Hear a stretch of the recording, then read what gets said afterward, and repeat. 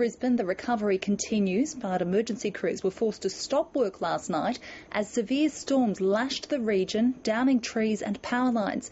The makeshift rubbish dumps set up throughout the suburbs are slowly being moved to proper landfill sites. And at least one group of Brisbane residents had reason to smile today with a special community breakfast organised by local politicians. Flood survivors who lost everything in the Brisbane suburb of West End started the day with a visit from their local member, Foreign Minister Kevin Rudd. We've got water in the lower level of the house, yeah. I see.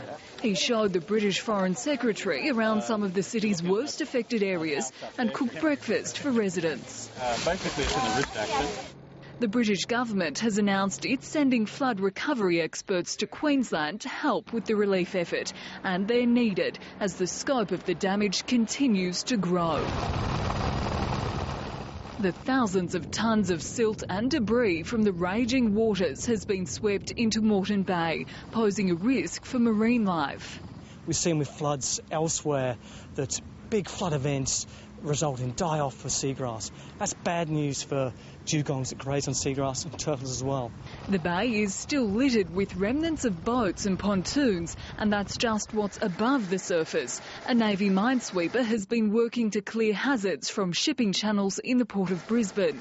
We'll locate them, mark them, and if need be, if they pose a hazard to shipping transit, then we can look at some way of moving them out of the channel.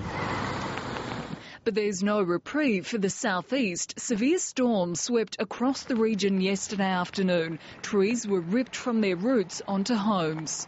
I had just shifted my car and I was just happened to be looking out the window and I saw this tree come down. On top of the 10,000 homes which have been without power since the floods hit last week, another 24,000 were plunged into darkness. More storms are expected across the battered region this afternoon. Imogen Brennan, ABC News.